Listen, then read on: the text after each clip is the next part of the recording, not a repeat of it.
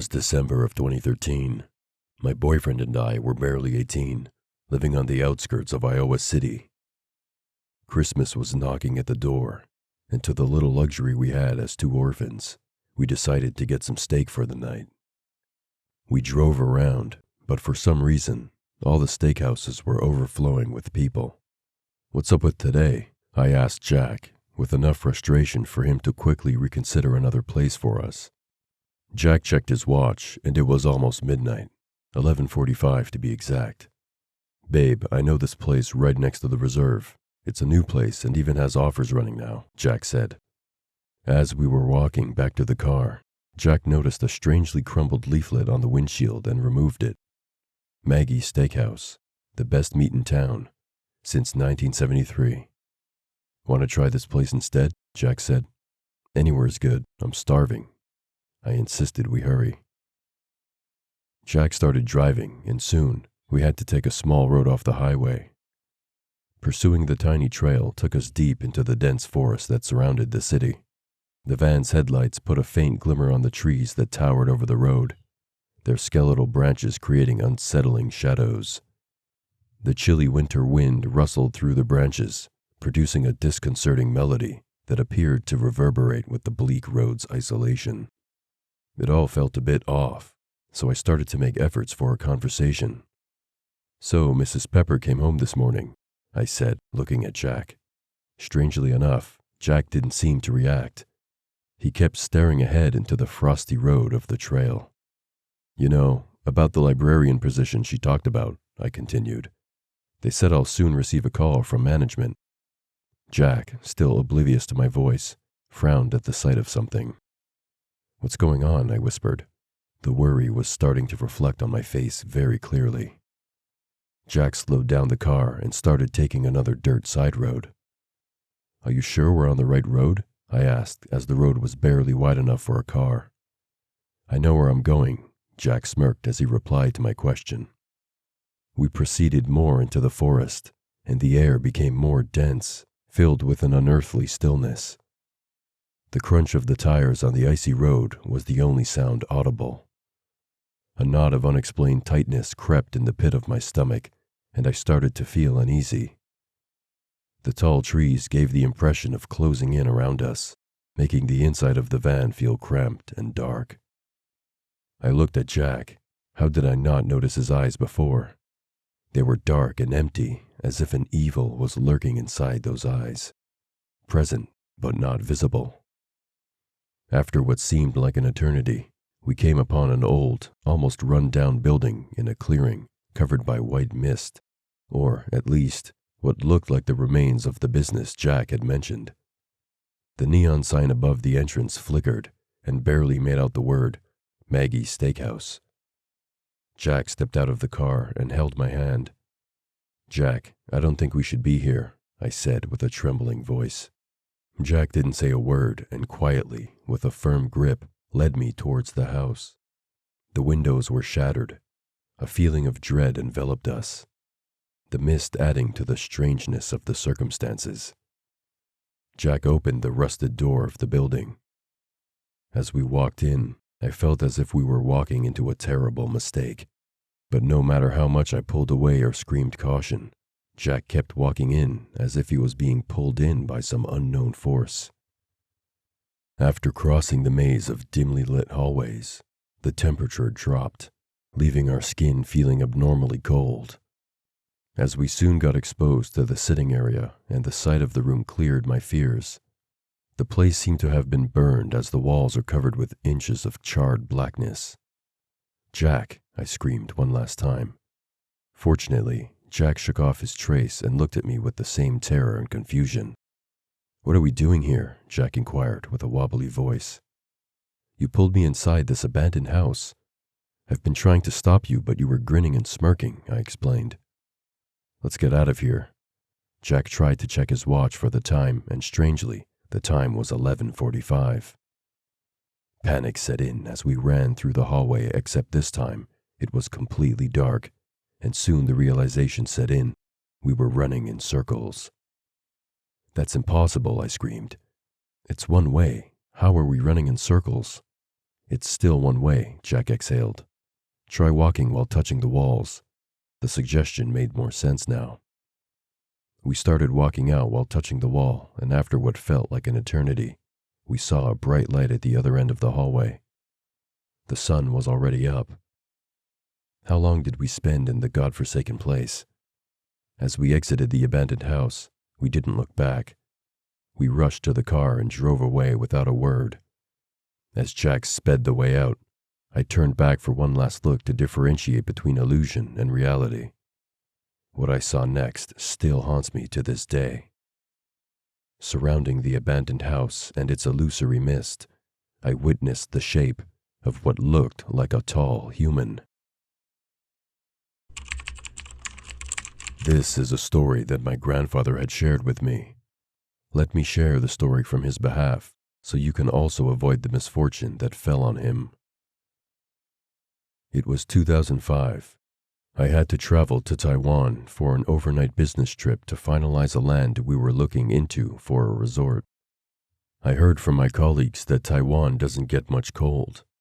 However, my experience was vastly different than what I was already experiencing. As a real estate development manager, I wanted to stay outside the bustling Taipei, the main city. I needed to see different factors before turning in the report that following week. Mei Ling, do you think you can book me a place outside the city? I asked my assistant. Sure, Mr. Jones. Is there anything in particular that you're looking for? My assistant asked for my preference, but I really didn't have specifics in mind. Any hotels near the area we're looking in would do, I said. After the meeting about the development projects from the Taiwanese government on the location, it was time to retire for the day before the darkness completely set in. Mei Ling accompanied me to the hotel, so I knew I was in safe hands. As we neared the location, I was in utter shock to see what was around me. It was a hilly area full of lushy greenery and nature. A resort by the cliff would be a perfect place for business. But there were also gravestones, old and new, thousands of them. Why are there so many gravestones? I asked my assistant in a state of shock. I'm not superstitious, but this was something else. Don't worry, Mr. Jones. We'll clear all the gravestones before the construction begins, she explained. For the next couple of minutes, I could sense a tense air around the taxi driver and Mei Ling in the car. The location is great for a holiday. The deal is very lucrative and the people are very accepting, I said to myself. The grave changes nothing. Arriving at the hotel, I found it to be a delightful place. My assigned room boasted a captivating view of the city and even had a charming balcony. However, as the night unfolded, an unexplained chill settled in the air, permeating my surroundings. Determined to shake off the day's worries, I started unpacking my essentials before deciding to step in for a quick shower. To my surprise, upon stepping into the shower, I discovered that the hot water refused to flow.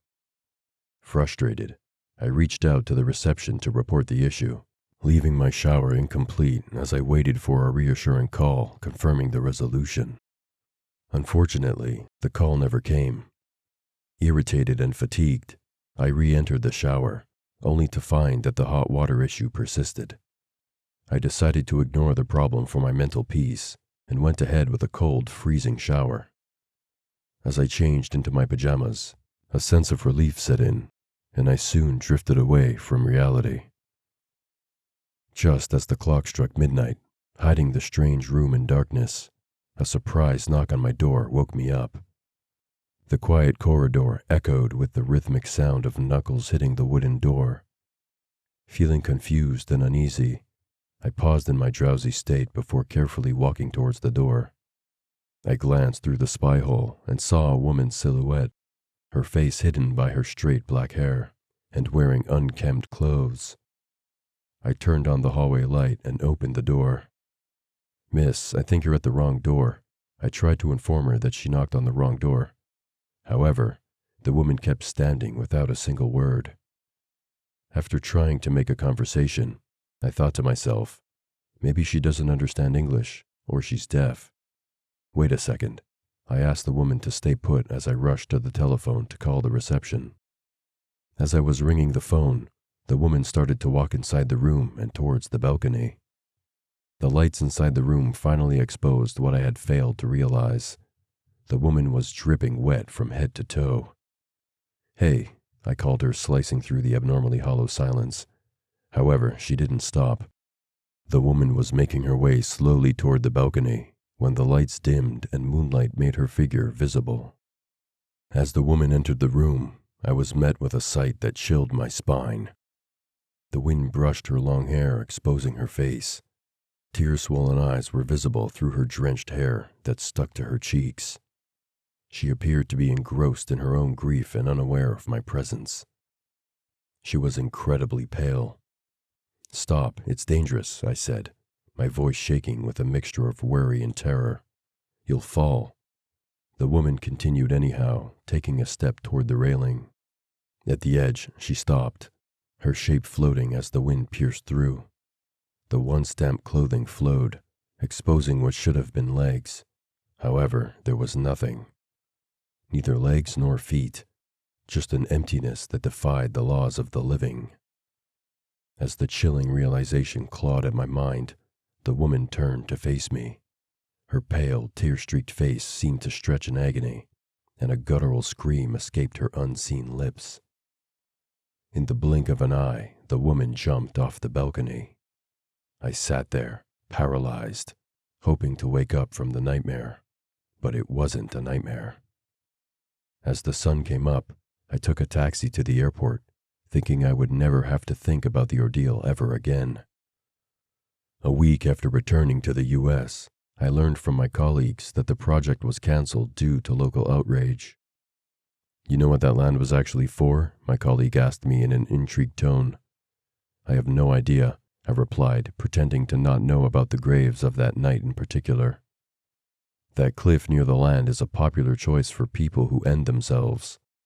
The locals are afraid that if the land is given to someone else, the spirits won't be happy and curse the local people." My colleague cleared all the questions I had in my mind. It was 2021. COVID restrictions were still in place, and I was cramped in my small apartment in Illinois. Clutter was king in my house. There was so much of it that it drove me crazy. I decided to aggressively tidy one day, turning our disorganized home back into something approaching normalcy. My living room turned into a battlefield, and I ruthlessly threw out any furniture that disturbed my orderly sensibilities. However, destiny had a cunning sense of humor. The very next day, my mom brought in an ugly sofa from her dad's old collection for our living room. I hated it. It was in conflict with everything, a hideous reminder of my botched attempt to maintain domestic harmony. I decided to get rid of this nuisance. One day, my then-girlfriend, Sylvia, came to visit me. We made plans for a movie that night. She was among those people who claimed they could sense things otherworldly. I supported her, but didn't really believe her claims that much.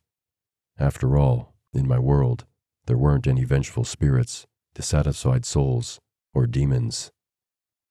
I left Sylvia seated on the ugly sofa and went to get popcorn and drinks. When I returned, I saw Sylvia shaking and bawling her eyes out. "Syl, what's wrong?" I asked my girlfriend as I was worried for a second. I sat on the sofa, but suddenly the lights started shutting off. I felt a chill down my spine, as if someone or something was watching me from behind. Sylvia tried to explain her visions despite her trembling voice. I brushed off her discomfort by laughing at her. "There's nothing paranormal about my family sofa," I said. Sylvia felt lost at the intense negative energy she was receiving and immediately left. Little did I know, it was just the beginning of a chain of events that would unfold over the next few days.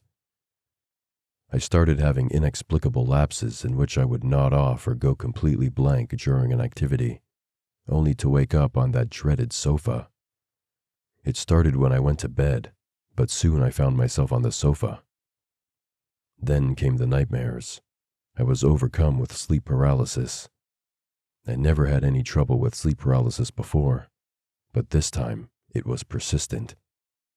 During these episodes, I started to see a pale woman with long blonde hair who was wearing a basic white outfit. I could not see the staircase, but she always appeared in the same spot when I dozed off on that damn couch. Her face was blurry to me, but her tear-swollen eyes painted a deep sadness. Despite 7 subsequent dreams of this apparition, she never ventured beyond the living room and stayed next to the couch. The dreams continued, each time becoming more unsettling. One night, I drank a lot, trying to simply pass out. As I drifted into deep sleep, I came face to face with the entity once more. "Who are you, and why are you doing this to me?" I shouted at the entity, but it remained unfazed, as if we were both in different dimensions. Mustering up all the courage in my chest, I asked the entity to show its face. "Show me your face," I yelled. The entity looked me straight in the eye, and a loud ring woke me up. I was back on the couch. After days of sleepless nights and barely hanging on to sanity, I decided to seek Sylvia's help. As I knocked on Sylvia's door, she immediately knew what was happening to me. "You need to get rid of the sofa. It's filled with negative energy," she said to me with concern. "It's the sofa that's feeding off of your life force." "I'll burn that damn thing," I said when my fears were confirmed. "No, if you burn the sofa, you'll just worsen the situation. The entity will latch onto you. You should keep it somewhere that is away from people," Sylvia suggested. I rented a container on a ship to Alaska to a friend. I emailed him to ship it back to me as soon as he received the package. For the last 2 years, we've been shipping it back and forth, trying to keep the evil inside away.